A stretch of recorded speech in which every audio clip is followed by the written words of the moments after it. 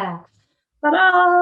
Hello, we are live and it's just now turning 12:01. We were chatting already and got a little sidetracked. Anyway, hello everybody. Welcome to Mastering the Drop, a real view of recovery, where myself and my good friends and colleagues get together to have our organic conversation in your presence. This week, I have my good friend Beth, and I do this wrong every time.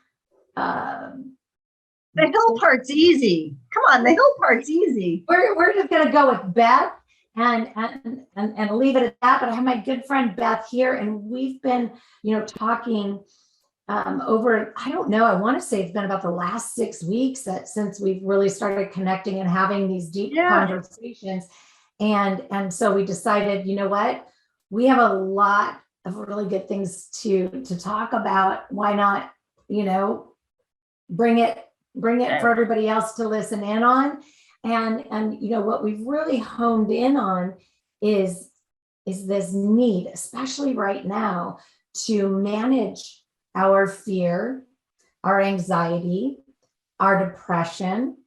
Now, for those of you who follow, listen in all the time, or are active Turning Leaves clients, you already know that we're doing all the early work on this in transforming these things in our lives using the skill sets and tactics from Live Free and Strengthening Your Resilience Life Unfolding. But you also know, if you've been working with me, that it's a process. And for some of you, your severity levels are higher than others. Some of us, myself included, struggle with more of a generalized anxiety disorder where it's not just situational, and those depressive states are more just depressive states, and we can kind of move through them rather than on the couch debilitating. And, sometimes that panic can be really hard to move through and that fear sets in. And so even when we're learning the skill sets and tactics to, effectively self-soothe, to have emotion regulation, to have distress tolerance, sometimes there are things that we can benefit from having as additional supports, because it can be really hard when the brain doesn't want to cooperate, when the physical body doesn't want to cooperate, and we all have those days. And I want to pause really quick and just apologize to everybody. I'm having, moody internet. So if I'm choppy, hopefully you can just hear me, but my internet has decided to be moody right now. So if I pop out, I will be back. Just keep waiting. Okay. I'll keep everyone entertained if you disappear. Yeah. I mean, at least I'm not here by myself. That's happened before. So, these things that, and I get it. Okay. So y'all might be saying, but Tricia, you tell us not to rely on things outside of ourselves to bring us peace, joy, comfort, or relief. However, and if you've never struggled with anxiety, then you won't understand. But for those of you who said, I'm going because they're talking about fear and anxiety or even depression, sometimes we have to have effective self-soothing tactics and skill sets and tools. And sometimes those tools look like a weighted blanket, or the things that Beth has, evidence-based things that, come back with strong evidence that are so useful. I just really wanted to, make sure, we bring those to the table and we talk about it, because there's more than, we do this future tripping, anxiety inducing thing. And we do that, let me carry all my luggage around with me and think about all my, yesterdays and past times that we can never do over again. Sure, those things keep us stuck, but there are deeper things sometimes. And so, I think first, Beth, say hello and introduce yourself and enlighten people on what I'm alluding to as far as these these tools that you have. And then we can kind of go backwards and talk about, some stories and some, maybe even your own personal experience. Yeah. Well, and I have to tell you that my husband was a contractor for many years, and you cannot build a house with a single hammer. I like that. Right? You can't build a house. You need a hammer, but you can't build the whole house just with a hammer. So sometimes you need to look at more than one tool. And there are thousands of them out there. So you need to decide which tools are going to be effective for you.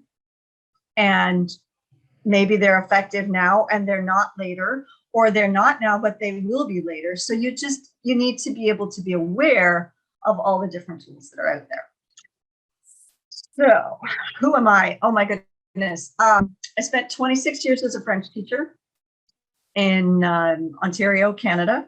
So I'm the other CA. You are in CA, California. I'm in CA, Canada.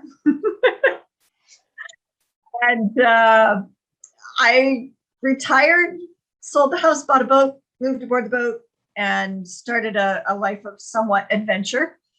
And while I was on the boat, I was introduced to this technology that is tactile patterns. So they're tactile patterns, think Braille on a small scale. Okay. And so if it was Braille in a regular size, you could run your fingers across whatever it was, and you would feel it, and your brain would pick up that pattern if you had learned what the pattern was and what it meant, and you would be able to read something from a tactile standpoint. Okay. So the science of neurohaptics, which is what it is, it's affecting the brain through touch, has been around as long as Braille. We just, not me, our inventor and CEO, this is not my brainchild. This is not my brainchild. I just have been so excited to be able to help people change their lives with these patterns. So the patterns are built into, I'm not even going to tell you yet what they're built into yet. So those patterns work with the receptors on your skin to affect your body, and then you feel the difference. So the primary pattern is called human performance technology, and it works with the brainstem. And the brainstem controls balance, strength, stability, range of motion, pain management, anxiety. I mean, it goes like the brainstem is king, right? Yeah. Aside from the amygdala that we'll talk about in a little bit later, the brainstem controls so much. And so by putting it into homeostasis or balance, everything works better. I jumped on board because my grandmother turned 100 and she needed to have better balance because she was afraid to fall. She was 100. So we improved the balance along with everything else, and she was happy. But as I've gone along with the company, I have now watched people with anxiety, people with depression, have life-changing experiences by, are you sitting down? I know you already know, but for those of you that may not know, I know, don't stick your tongue out at me. They're built into such crazy things as socks. And we all, except for those of you in California where it's super hot, those of us in the north are wearing socks this time of year. I just looked outside the window. It was snowing. It's a 4-letter. I'm not ready for snow yet. So the pattern is just built into the socks, and you can't feel it like you would Braille. And that helps by putting that brainstem into balance. So it's just crazy. You're about to say something. Like, just kind of put, because wow, so amazing, right? To even think, to go from Braille to something that's, not noticeable in a sock, right? But, and to talk about, needing balance as we age. But when we talk about, the anxiety and we look at this, and if I'm to bring in some relatability for folks, anxiety, that fear. So we have, if we're approaching a recovery journey, again, whether that's, letting go of sugar or control needs or alcohol or opiates, right? Like there's still always this future tripping piece of anxiety before we even start. And then when we start the journey and we remove those things that we rely on, the anxiety generally increases for a period of time while we're getting to a place of homeostasis or stabilization, as the GP or general population would refer to it as a period of stabilization, right? Is these things are normal. We are generally, as beings, afraid of things like change. And I remember when I knew it was my time, when I was ready to be done with my last piece of my recovery journey, or that I thought was my last piece of my recovery journey. My recovery journey was long because I started with, just a lot of things, like even being able to accept unconditional positive regard as a real thing, to eating disorders, disordered eating, and, so on and so forth, impulse control. But when I got to where it was time to let go of alcohol, like it had been in my life the longest, that had been around a long time. So it was what does life look like? What does life look like without it? Like there was a difference between my, what is the word I'm looking for? There were periods of time like pre-25 where my drinking was way different than it was later in life. So, those derailing trauma-induced binges and, heavy, that would fit more with, the regular view of what, an alcohol problem looks like versus, my end. But, so when it was time for me to let it go as a whole, for me, the person, mind, body, spirit, there was that fear. It was change. What is this even going to look like? Like, exactly. What are vacations going to look like? What is sitting down going to have a steak going to look like? How am I going to unwind at the end of the day? All of those things. And it was like, almost like this, I really felt like I was losing best friend. Like there was even, some sadness, in that. Absolutely. Of it's almost like a mourning of the loss, right? I was going to say it's a loss. It's a grieving of a loss. And we do the same thing with sugar. I watch my clients all the time do the same thing with sugar, and just other things like, where you have that romanticized thought process about being, having this, the chocolate cheesecake, the shoes, the shop, whatever it is, that we've been attached to, or the 6 a.m. spin class, when I get people to quit being so rigid with some things like that, like, it's like, and so those things create fear, because fear is, really letting go of something, or, having to experience something that you don't know what it's going to look like, feel like. And so it causes anxiety and or depression. So anyway, we all have this need to get to know ourselves, know what's feeding it, what's fueling it, how to redirect it, how to calm it, and the things to say to ourselves in our head, right here, right now, in this moment, but and so we need those things.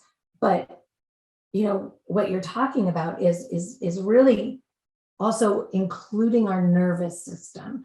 Absolutely.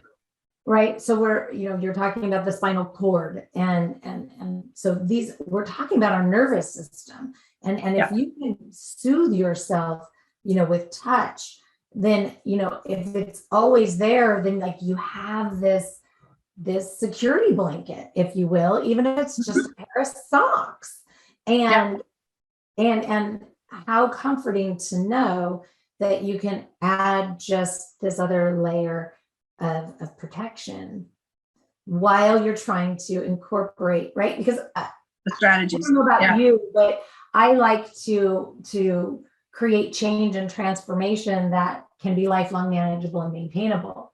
Absolutely. Absolutely. And so if you were then to add this, to have the socks and then add this magical thing. Okay, this is one of the old ones. This one's not as pretty. This is my new one. Ooh. It's way prettier. But it's also white. I have little teeny tiny. It's also white. Yeah, I know. I don't know what I was thinking. But this one works on the amygdala. It works on the cognitive centers of your brain. So focus, clarity, memory, specifically geared to lowering anxiety. So if you've got that base layer of the socks, and by the way, there are patches for those of you in California where it's too hot to wear socks. So if you've got that base layer and you've got everything balanced, and then you add this on top, the stories from, my personal family and my personal experiences with the double whammy, if you will, it calms the amygdala. Okay. And that's that fight or flight, right? That's the one that when you're anxious, that's the one that's firing, and it calms it. So, I mean, for example, last night I was in stupid traffic coming home from a doctor's appointment, and I don't like Toronto traffic. It's just, I don't like it. And we were running late and trying to get from one place to the next, and it had rerouted me. So I wasn't exactly sure where I was, but I was able to do it and not freak out and still maintain somewhat of a conversation with my daughter who was beside me in the car. I'm not sure I could have done that. There are people with PTSD that have said that, when they sleep in, then it starts that whole ball rolling of yelling and screaming and just chaos, right? Because it isn't going in the way it should, right? And so there was a gentleman who, his stories in our testimonials, and he said that he forgot and left his sleeve on overnight, woke up without the alarm, not late, and was able to just go through hiccup here, hiccup there, but very calmly, so much so that he recognized it and his daughter recognized it and said, hey, okay, I don't know whatever voodoo this is that you've got in that thing, but keep wearing it. Right. I like that. And my head is going, right? Like I'm kind of going through a little bit of a Rolodex here, but so I think, key words and phrases, for you guys to be hearing and recognizing is fight or flight, right? That's generally what takes us out. We get into a period of post-acute withdrawal. Or you know what, we're just not in our practice. We're not in our core work, and we get blindsided by something and we get, just super mad, super angry, or really hurt by something or someone else, because guess what? Life continues to happen, even though we're in a recovery process, right? We're all going to, someday we will have to face a death. Someday we may have to face a loss, meaning, of somebody else, somebody else, or a job, or, something. Like life isn't going to all of a sudden become rosy because we've decided to, jump on a recovery journey for whatever reason. Again, the scope of clientele that I work with is, broad, but, just because we're on a recovery journey doesn't mean everything all of a sudden goes to rainbows and butterflies.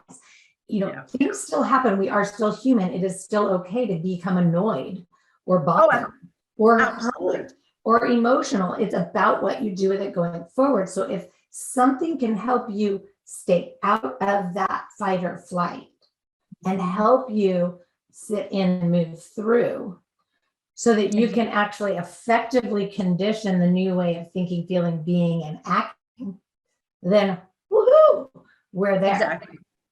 Right? And that's just it, is that it was enough to calm it so that I could use the strategies that I have learned, right?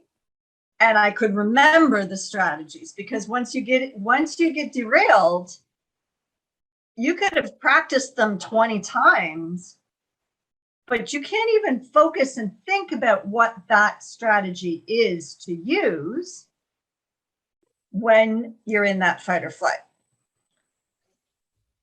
So, okay, so we've talked about balance, which is crucial when we're going through systemic recovery, right? Because I don't care who you are, any kind of recovery journey, like things are healing. Your brain, your organs, the rest of your organs, right? Your nervous system, all of the things. From your skin to the innermost being of your body is all going through a recovery process. And so some of it's going to manifest in as pain, etc.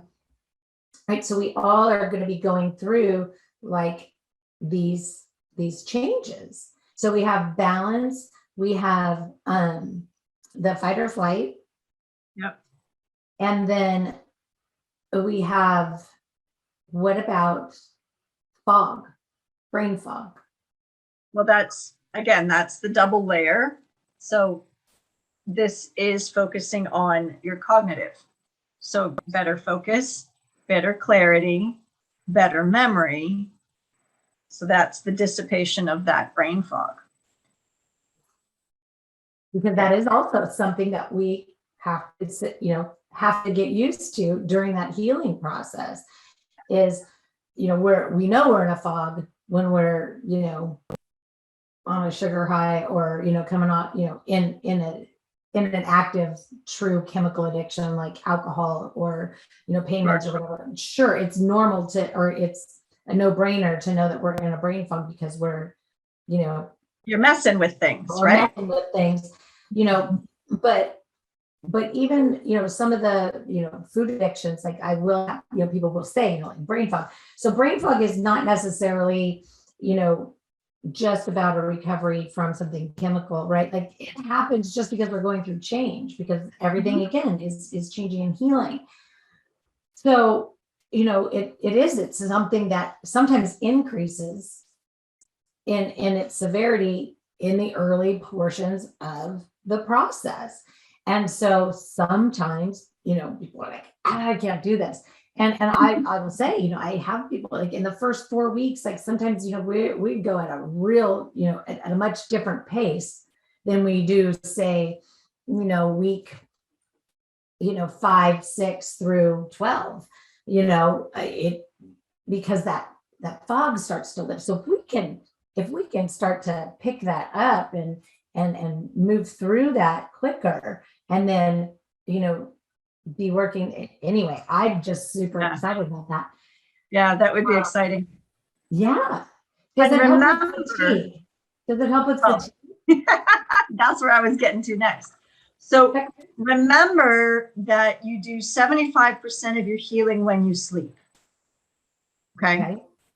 So people that are going through this recovery period that are not sleeping are not healing as fast, because that's when you do it. And so recently I had an infection and I had to be on antibiotics, and I have my fancy watch. It's not a Fitbit, it's a cheap knockoff, but it does track my sleep. And what's been interesting to watch is that it's saying I am getting a higher than normal amount of deep sleep. which is when you heal, is in that deep sleep period. Okay. So I mentioned it to my doctor yesterday, and she said, well, yeah, that makes sense. You finished your antibiotics, but your body is still healing, not only from the infection that, the antibiotics got rid of that, but it's also still healing from the antibiotics. Yes.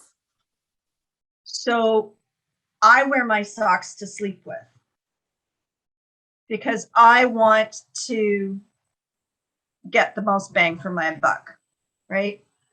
There is QEG Brain Mapping that shows an average of 36% improvement in overall brain function when you have the tech on. If that means that I'm going to heal that much better while I'm asleep, I'm wearing socks. Yeah. Okay. So for all intent and purposes, then it would help with insomnia.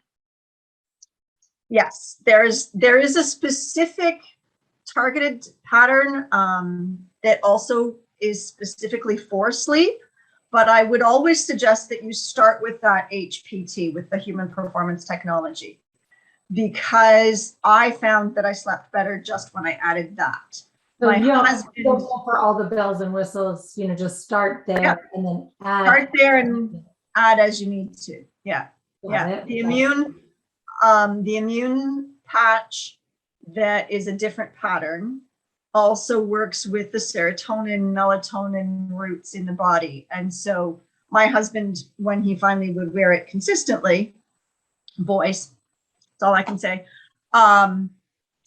he said that he was sleeping better because of that. But there is a patch that is specifically called REM, and it is for optimizing those sleep cycles. So I would suggest that you have, again, that HPT first, and then add in the REM so that it's taking care of the sleep. Because here's the cool thing about the HPT is that it goes to whatever the body's highest need is. So if your body's highest need is sleep, it's going to take care of that. If you add the REM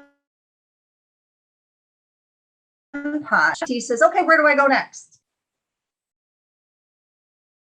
And it, goes to whatever the next biggest issue is. So sometimes what we think our biggest issue is, the brain does not agree with. So we may think that it's pain, and it may be that there's something else. And so the pain may not go away right away, but it's fixing something else. This is so cool. Okay, so I'm just going to go, because now I'm going through my list of, clinical things that I check in with, yep, with people, right? Mood, affect, right? So we've been talking about these mood things, which of course affect our affect. Sure. So, and now we've talked about sleep and anxiety. Obviously, all of these things are going to lend themselves to increasing the dopamine and serotonin, which is going to elevate depressive states. Yep. So we have so you have more energy.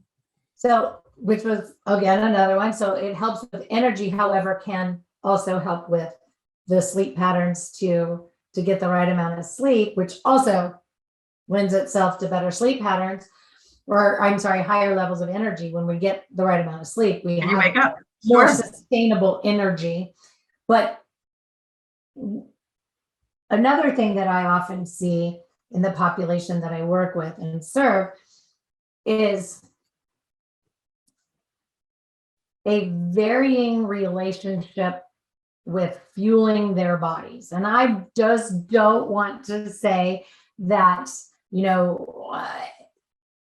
everybody's not eating, because that's not what I'm trying to say. It's, there's, again, we're in a healing process, the spleen, the pancreas, or, whatever the reason is, emotional reasons, right? When things aren't right, we all know this, like our desire for food, our desire for food changes. So I have the emotional eaters, I have the emotional restrictors, and even though they maybe aren't doing it on purpose or knowingly, usually by the time they get to me, they know. But so we have this, and then we just have, just these strained relationship with food, which we all know we need to improve brain fog, to improve functioning, to improve energy, to improve sleep, to all of the things. Like, we have to have food. So does this support a healthy appetite? I know that the metabolic patch will optimize your metabolism. And so in talking to, I'm a really small person. I go. I have to consciously think about stopping and eating. There are people that hate me for that. My two girls in particular, because they got their father's metabolism and not mine. But what I can say from their point, having used the meta patch, is that then they didn't feel the need to emotionally eat, to snack that way. So I've not got a ton of experience with that one. I do know that it raises metabolic heart rate.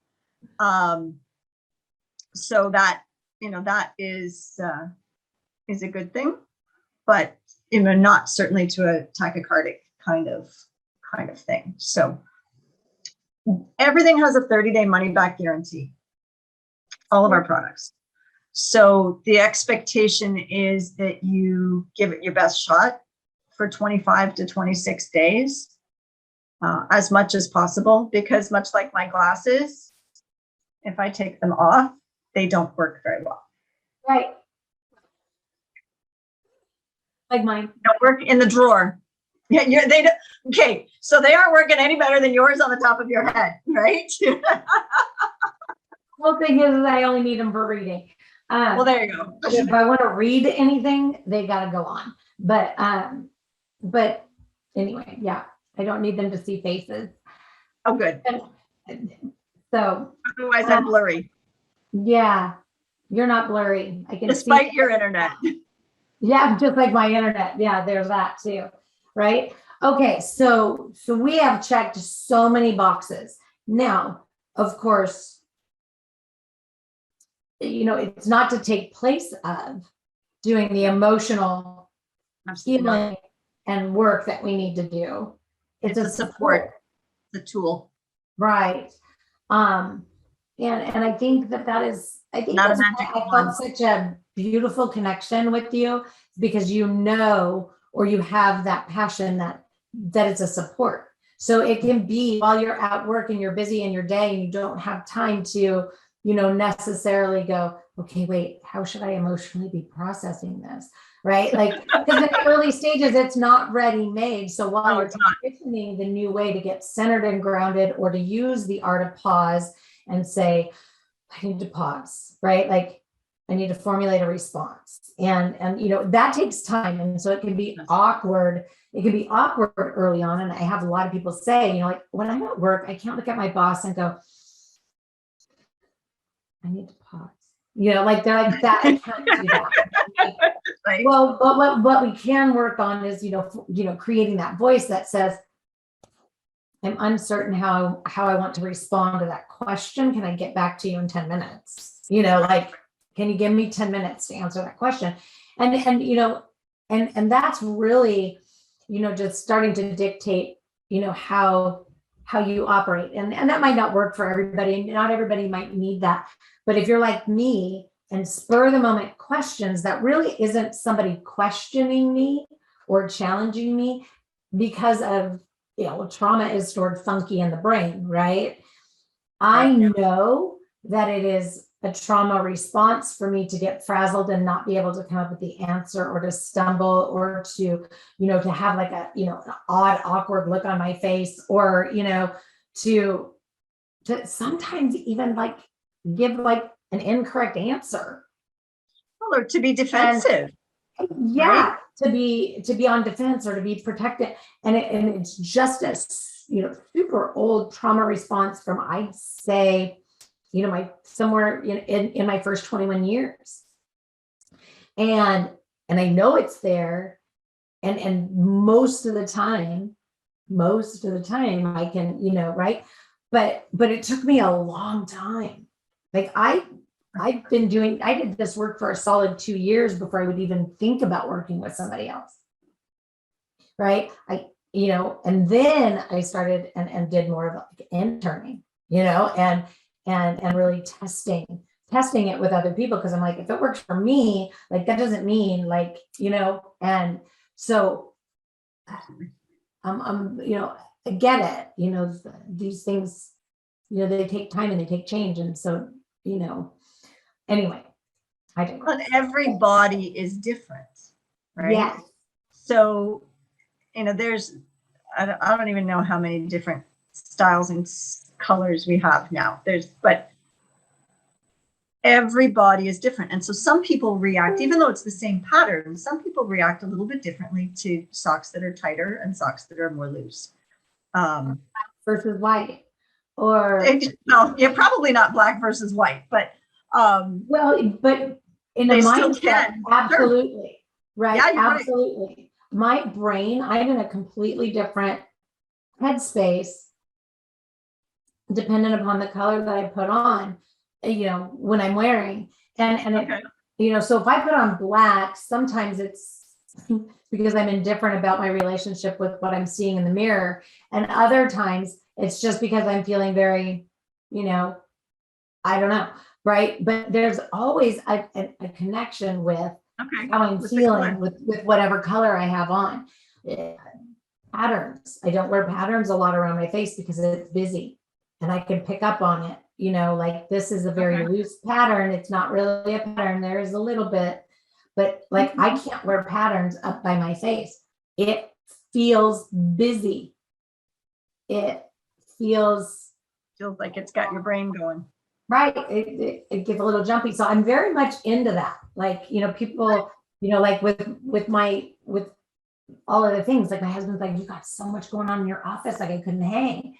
And I need the textures. I need the elements. I've got iron. I've got wood. I've got glass. I've got, this is very tactile for me. Yeah. Right. So this is why I'm so interested in this, because visually tactile, but also touch. Not that I walk around touching my painting, but guess what? It's right here. And, and I have other things, like sometimes like I just need to touch a pen and actually physically write something down. And so these are things we take for granted. We don't think completely how our physical bodies work, right? Mm-hmm. Our skin is our largest organ and it is communicating so much to the rest of our body that we don't even know about. Most of the time, we don't even know about it. No. Yeah. And a lot of the times we don't know because we're not paying attention. Like absolutely. If you were paying attention, you would know, you'd be able to, like I can, associate patterns by your face to a frazzled state of mind. I pay attention. I listen. I had to train myself to pay attention and listen.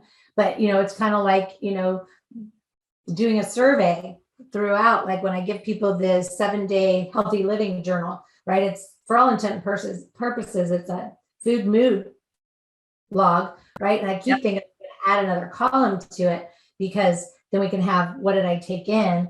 What is that feeling? Like how satiated am I or not, right? Was I hangry before I ate? And then was I, stuffed afterwards? Because that's a totally different feeling. That's not an emotion. That's not a mood.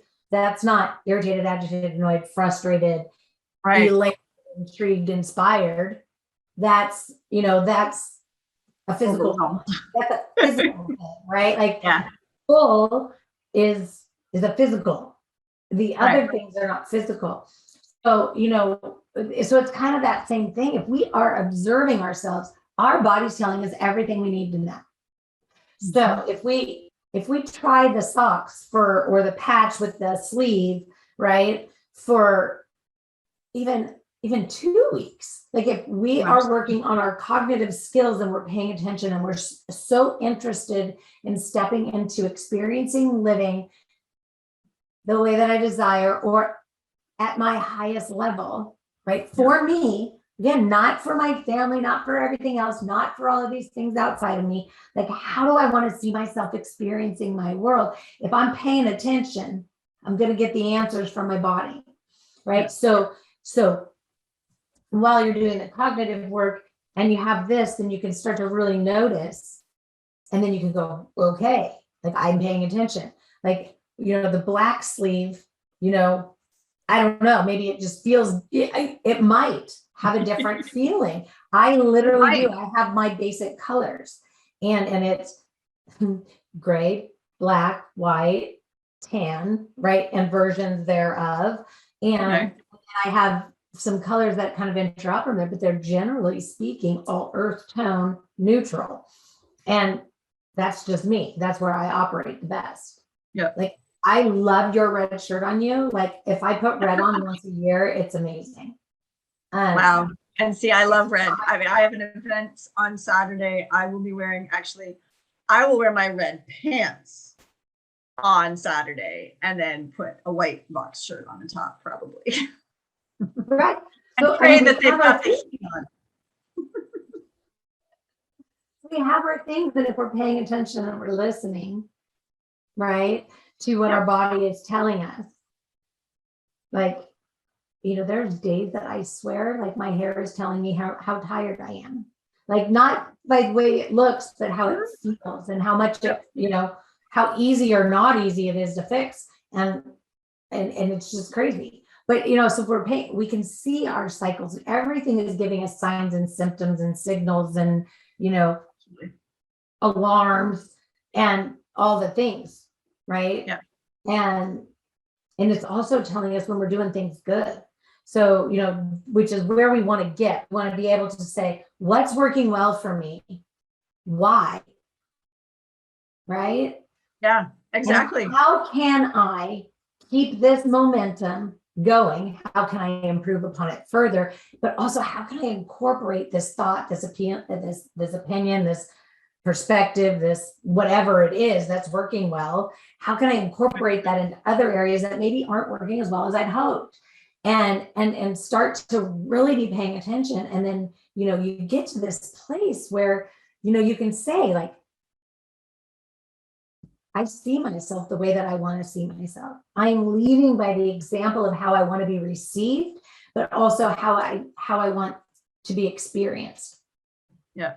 And how I want to be treated by others and how I want to be interacting with others, and anyway, it's just an important process. And I think, when we can identify that there is something that is causing us issue cyclically or daily or whatever it is, whether it's fear of change, fear of whatever it is, anxiety, depression, depressive states, because those are two totally different things. Yep.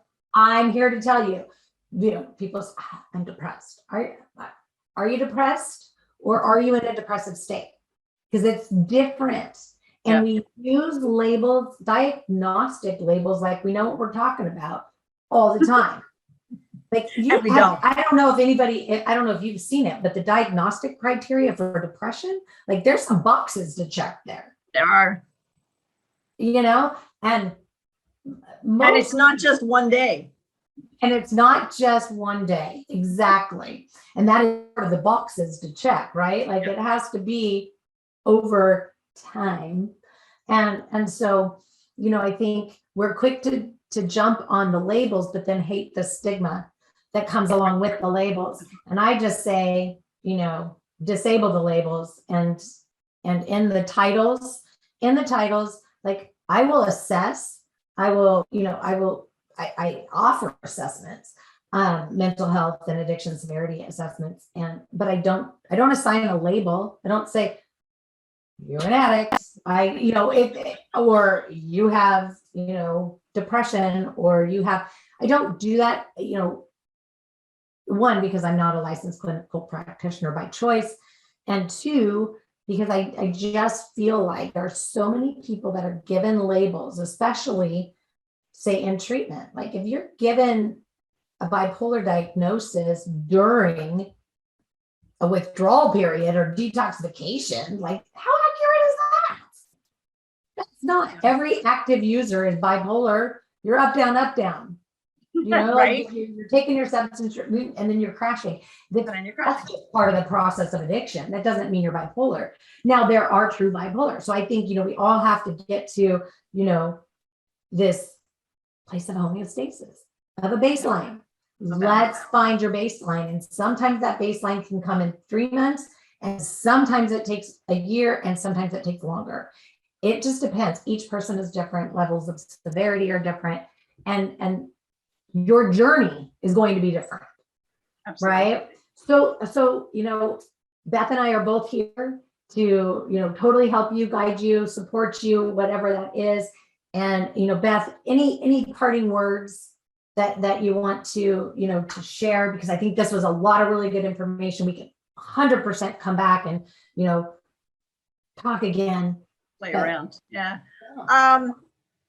Just remember that a healthy body needs a healthy brain. And that you tell this, I'm gonna have to skip back this time. Otherwise I get all kinds of fun stuff on my face. Yeah, a healthy body needs a healthy brain. And so the more that you can do to support your brain, the further that you will go in that recovery route. And the beauty is that it's non-invasive. It's not something, nobody's going to swallow these socks. You don't have to swallow it. You don't have to say, oh, it's time to no, you put your socks on when you would put your socks on. I do recommend that you sleep with them on.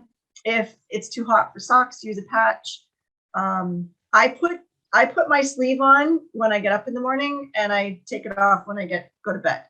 I have friends that are more anxious at night, and so they will put it on and all night. Right? It's those thoughts, right? They go, no, but what if? Yeah. Most everybody I know. They will do that. But yeah, reach out. My information is going to go in the bottom of this video, and I'm happy to answer whatever questions. There is a testimonials group with over 52,000 people in it talking about what has happened with them and the tech, and you can search it. So, you can search whatever you want, big toe if you'd like. Wow, that is amazing. Just even hearing 52,000, is just, that's spectacular. I'm super excited that you agreed to come here. I can't wait to finish our keep our conversations going, because you are just such a valued friend. And so yes, absolutely. Beth's information, my information will all be here in the chat or the comments below. And you just reach out if you have questions. Yep. If you want to, ask more.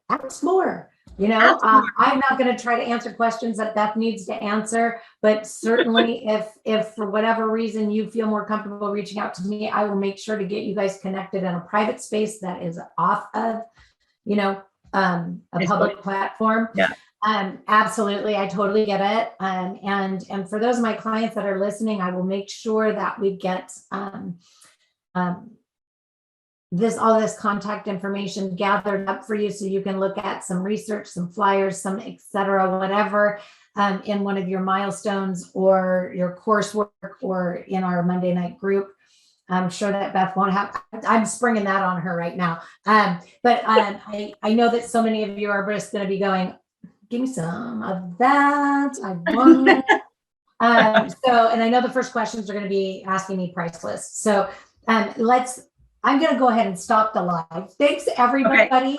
Okay. Hang out for just 1 second. But anyway, thank you, everybody, for coming, for joining us, for being here week after week, for listening in for your first time, whatever it might be. Every week we will be back again with some useful conversation, right? Just me and somebody having a conversation that is just as organic as if we were having a friendly chat. And we will be here for you to listen in, hopefully gain some insight and information, support you. Anyway, as always, I'm an open book. Feel free to reach out.